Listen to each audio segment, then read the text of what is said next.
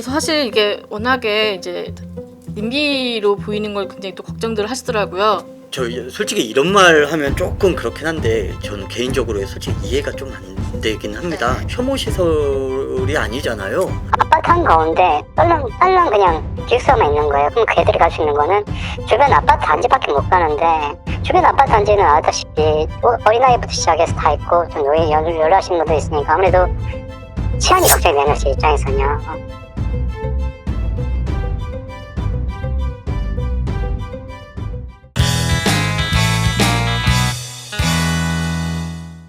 당신의 아파트는 안녕하십니까? 불편한 아파트를 편안한 아파트로 오늘은 김혜린 변호사님과 조은하 기자가 함께 하도록 하겠는데요. 오늘의 주제 조합과 시공사 간의 갈등에서 빚어지면서 서울시가 중재를 나섰던 단지의 이야기입니다. 이 내용에 대해서 조은하 기자가 좀 간략하게 설명을 해주도록 하겠습니다. 일단 이 지역은 미아 3구역이고요. 군북구에 있는 미아 3구역인데 여기를 재개발을 해서 북서울 자이 폴라리스라는 아파트로 최근에 완공이 돼서 입주도 시작을 했어요. 이미.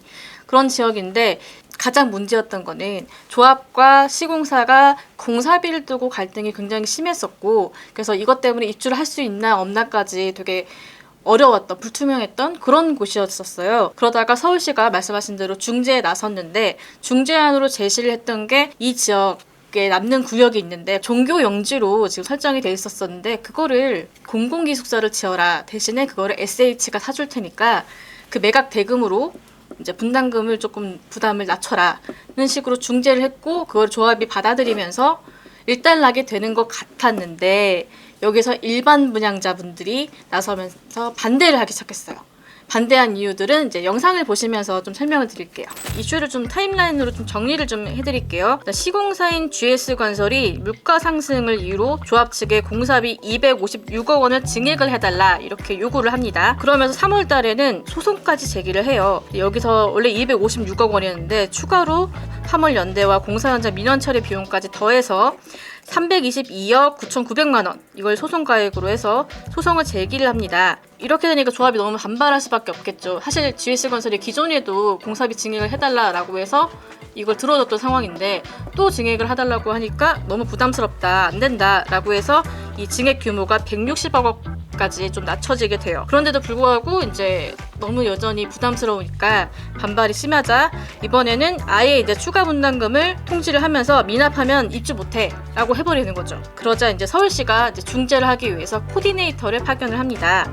이제 코디네이터랑 시와 구 그리고 조합, 시공자 이렇게 다 함께 참여를 해서 조정회의를 가지는데, 사실 이 조정도 쉽지가 않았었어요. 그래서 한 8월에서야 이제 110억 원 증액하는 걸로 합의를 하고, 대신에 이제 아까 말씀드린 것처럼 구역 내 잔여 획지, 종교용지로 설정되어 있는 이곳에 공공기숙사를 건립을 하자, 그리고 SH에 매각을 해서 이 매각 대금만큼을 이제 공사비로 충당을 하자라고 이제 정리를 하게 됩니다. 이 공공기숙사가 들어서는 곳이 북서울자이 폴라리스와 레미안 아파트 그 사이에 끼어 있는 정중앙에 해당되는 공공기숙사가 들어서게 되거든요. 아파트가 위치한 곳이 미아역과 삼양역 사이에 있는 그런 곳이에요. 이러다 보니까 이 주민들이 사실 지금 이 근처에는 뭐 아이들을 위한 시설도 없고 이런 상황에서 굳이 공공기숙사를 지어야 하냐라는 건데, 애초에 이분들은 자기들은 종교용지로 알고 들어왔기 때문에 이렇게 갑자기 바뀌는 거는 이해가 안 된다 라는 게 가장 큰, 일단 내세우는 가장 큰 이유였고요. 입주 예정자분들이 얘기하셨던 것들이 교통 문제가 혼잡해질 것이다 라는 얘기도 하시더라고요. 그러면서 이제 청년층들이 시설을 좀 험하게 쓴다거나, 그리고 약간 치안 문제도 조금 걱정을 하셨던 게, 지금도 지금 입주를 이미 하셨는데 중고등학생들이 뭐 밤에 담배를 핀다거나 뭐 이런 일들이 좀 있어서 최근에 논란이 있었었다고 하더라고요. 그래서 청년들이 들어오면 그런 문제가 더 심각해지지 않겠냐라는 그런 이야기들을 하셨습니다. 대부분 저희가 일반 입주자들은 다 반대한다. 그 반대하는 이유가 일단은 일단 저희가 그거 최초에 아까도 말씀드렸지만 사업부지 자체가 종교부지로 저희가 사업부지를 분양을 받았는데, 그 종교부지에서 갑자기 공공기숙사로 바뀌는 것 자체가 사기 분양이 아니냐로 시작이 됐던 거고, 두 번째는 공공기숙사가 들어올 게 아니라 제 입장에서는 만약에 공공시설을 들어온다 그러면 노인복지센터나 아니면 어린이를 위한 시설이나 아니면 체육시설 이것저것도 안 되면 서울시에서 매각하는 거라고 하면 서울시에서 도서관 짓든지 일단 교통도 문제가 되고, 그 많은 아이들이 아침 학교 가려고 그러면 그 주변 학교가 들어갈 수 있는 학교가 없으니 일단은 지하철이나 대중교통을 이용해야 되는데 그 청년들이 나와서 갈 데가 없는 거예요. 그래서 야간에는 물론 기숙사니까 들어가야 되겠지만 그 기숙사는 담배도 못 피죠. 아무튼 행위를 아무것도 할 수도 없는데 주변에 예를 들어서 강남이나 다른 도심지처럼 어떤 나는 야외 활동이나 아니면 할 수 있는 공간이 있으면 되는데 아파트 한가운데 딸랑 그냥 기숙사만 있는 거예요. 그럼 그 애들이 갈 수 있는 거는 주변 아파트 단지밖에 못 가는데, 주변 아파트 단지는 알다시피 어린아이부터 시작해서 다 있고 좀 연로하신 분도 있으니까 아무래도 치안이 걱정이 되는 제 입장에서는요. 저쪽에 공공기숙사가 근처에 학교, 대학이 있다고 그러면 전혀 반대할 이유도 없고. 그래서 사실 이게 워낙에 이제 NIMBY로 보이는 걸 굉장히 또 걱정들을 하시더라고요. 제가 일단 문의를 넣었을 시점에는 조합에서 미아 3구역 공공기숙사 관련해서 정비계획 변경 신청이 들어오지 않았다라고 하고요. 향후 접수가 이뤄지면 이제 뭐 주민 공람 등을 한 다음에 의견 청취를 하고 제시된 의견이 타당하다 하면은 정비계획 반영해서 서울시에 변경 신청을 하겠다라고 설명을 했습니다. 저 솔직히 이런 말 하면 조금 그렇긴 한데 저는 개인적으로 솔직히 이해가 좀 안 되긴 합니다. 네. 이게 공공기숙사가 혐오시설이 아니잖아요. 그렇죠. 기피 그리고- 시설이나 혐오 시설이 아니죠. 그리고 제가 알기로는 그 공공기숙사 뭐 청년주택 뭐 이런 기타 등등 이런 거는 서울시에서 정책적으로 지하철역 인근에 설립할 수 있게끔 법적으로도 해하고 지원금도 보태서 이런 추진 사업들을 하고 있는데 제가 볼 땐 솔직히 큰 문제가 아닐 것 같거든요. 일단 법률적인 문제, 저희는 불편한 아파트 법리 해석이 네. 제일 중요한 거니까 변호사님 먼저 이거 내용 그 입주 예정자가 저희한테 질문을 보내줬대요. 네. 분양 공고에서 종교 부지로 안내를 받았다. 그리고 그 밑에 바뀔 수 있다고는 쓰여 있긴 했지만 네. 이 공고랑은 전혀 상관없이 무슨 조합 분담금 때문에 다른 시설을 지을 수가 있는지 법적 문제가 없는지 이거에 대해서 질의를 했어요. 좀 이 부분 어떨까요? 일단 여기가 지금 재개발 사업으로 진행이 된 아파트다 보니까 이런 문제가 생길 수 있거든요. 조합원의 이해관계와 일반 분양자의 이해관계가 좀 다를 수가 있는 거죠. 근데 실제로 종교부지다라고 하면은 이거는 종교시설을 원래 지었어야 되는 거니까 이 조합원들한테는 뭐 종교시설 짓는 거 관련해서는 크게 이득이 될 거는 없어요. 근데 이거를 공공기숙사로 짓는다라고 하면은 이제 공공기여분이 생긴 거잖아요. 그럼 여기에 따라서 뭐 인센티브 같은 것들을 좀 받을 수 있는 부분들이 있어서 사업성을 높이게 되면 조합원이 내야 되는 부담금 같은 게 줄어드는 효과가 있는 거죠. 근데 그 지금 말씀하시는 거는 분양 공고에는 뭐 종교 시설이 들어올 것처럼 되어 있다가 이제 지금 막상 보니까 공공기숙사니까 이거는 이제 사기 분양이 아니냐, 이제 아니면 분양계약 해지할 수 있는 거 아니냐 이렇게 말씀을 하시는 건데, 일단 분양 공고상에 이제 공고된 내용은 분양 계약과 같은 효력을 가진다라고 보시면 돼요. 그렇긴 한데 이 법원에서도 그렇게 보고는 있어요. 근데 이제 분양계약 자체를 해제하거나 뭐 취소하려고 한다라고 하면은 이게 분양계약의 정말 필수 불가결한 부분이어야 되는 거죠. 그래서 예를 들어 계약 조건 같은 것들, 뭐 이제 분양 대금이라던가, 뭐 내가 분양을 받게 되는 아파트의 어떤 뭐 현황, 뭐 이런 것들이 바뀌어야만 분양계약 해제가 가능한 거기 때문에 사실 이게 종교 시설로 들어오기로 한 곳에 이제 공공시설로 이제 공공기숙사가 지어진다. 그리고 심지어 여기 바뀔 수 있다라는 내용까지 고지가 돼 있다라고 하면은 이게 이 부분을 이유로 해서 분양계약 해제하거나 뭐 취소하거나 이런 것들은 좀 어렵다라고 보시면 될 것 같아요. 저는 개인적으로 네. 솔직히 종교시설 부지가 아파트 단지에 껴있는 걸 전 되게 걱정하는 편이거든요. 네. 그 저기 어디죠? 장위 그쵸. 19역. 예. 거기만 해도 재개발할 때 종교시설 때문에 개발 자체가 되게 많이 힘들었고 네. 금액도 되게 많이 올라가지잖아요. 네. 그런 걸 봤었을 땐 그거보다는 네. 공공기숙사가 훨씬 더 좋은 시설이지 않나 네. 이런 생각을 저는 개인적으로 좀 하고 있어요. 혼날려나? 사실 제가 이제 우리가 통화를 하면서 여쭤봤던 게 사실 이제 공공기숙사가 들어오면 청년들이 들어올 테고 하다못해 뭐 긍정적인 효과로 아이들의 과외 선생님이 돼줄 수도 있지 않냐라고 이야기를 드렸더니 거기는 대부분 초등학교 자녀들이 많아서 사실상 과외를 받을 나이대가 아니다. 아유 초등학생도 과외 받는데. 이제 아, 그렇죠. 그렇긴 한데 당장의 그런 이제 효과보다는 아이들을 키우는 입장에서는 조금 더 쾌적한 환경, 아이들을 위한 시설 이런 것들을 희망하는 그런 걸 기대를 하셨던 것 같아요. 그리고 복지 시설이 들어와야 한다면은 왜 꼭 공공기숙사여야 하냐?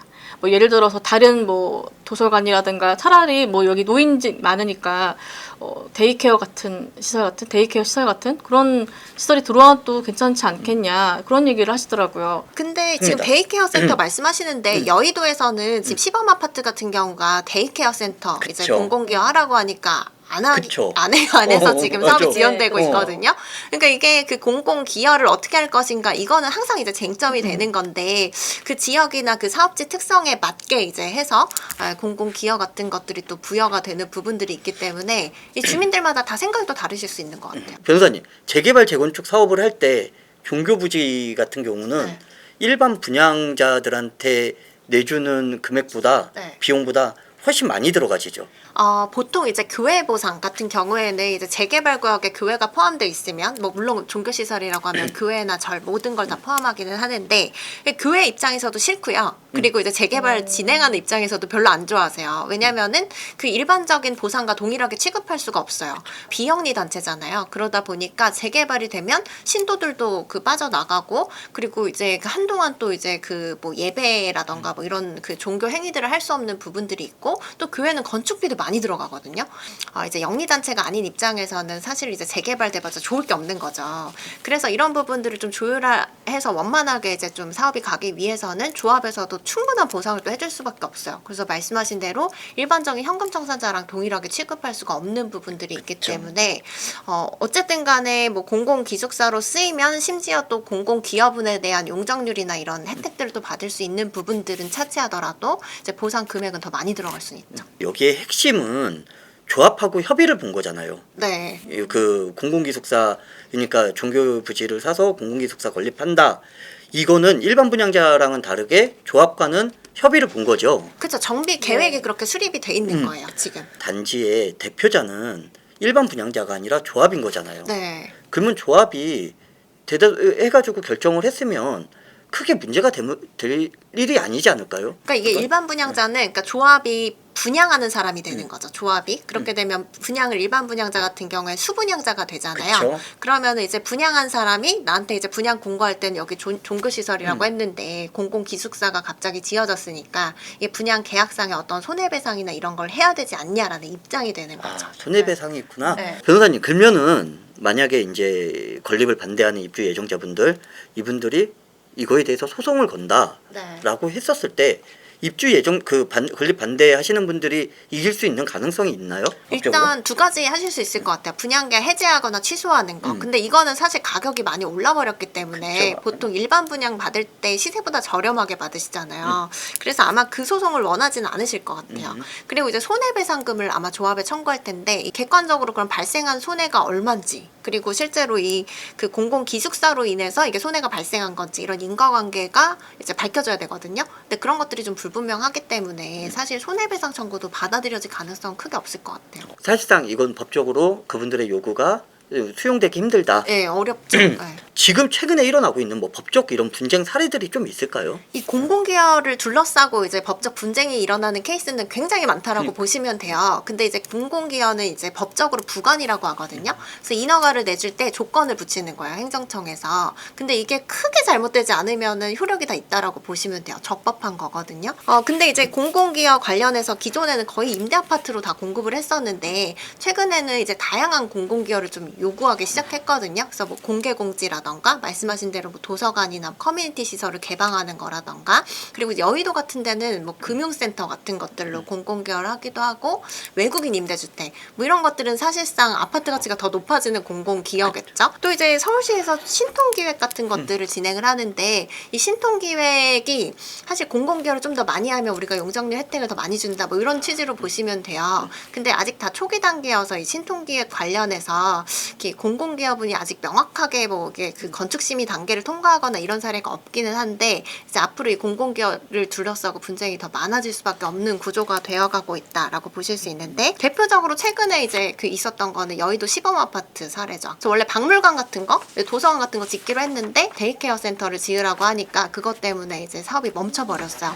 근데 이거랑 또 이제 반대로 여의도에 대교 아파트라고 있거든요. 여기서는 이제 반대로 데이케어 센터를 요구하니까 바로 수용했어요. 그래서 사업이 속도감 있게 지금 진행이 되고 있다라고 보실 수 있어서 이게 근데 공공기여가 오히려 집값을 올리는데 뭔가 이용된다면은 이건 공공기여라고 말을 하기도 좀 어렵지 않나요? 근데 진짜 그 말도 맞다. 이 형평성의 문제가 너무 크다. 그렇죠. 그래서 이게 공공기여를 어떤 걸로 하느냐에 따라서 이게 그 아파트 주민들 입장에서는 좀 좋을 수도 있고 나쁠 수도 있기 때문에 이런 부분들에 대해서 조율하는 데도 상당히 시간이 많이 걸리고 네, 그런 부분들은 있어요. 자, 오늘은 저희가 좀 기피 시설로 둘러싸는 사회 갈등 문제를 좀 다뤄봤습니다. 뭐 특별히 정리할 내용은 없는 것 같으니까 이 상태로 마무리를 하도록 하겠고요. 대한민국 아파트 모두가 편안해지는 그날까지 저희 불편한 아파트가 함께하도록 하겠습니다. 오늘 출연해주신 김혜린 변호사님 그리고 조은아 기자 감사합니다. 고생하셨습니다. 고생하셨습니다. 고생하셨습니다.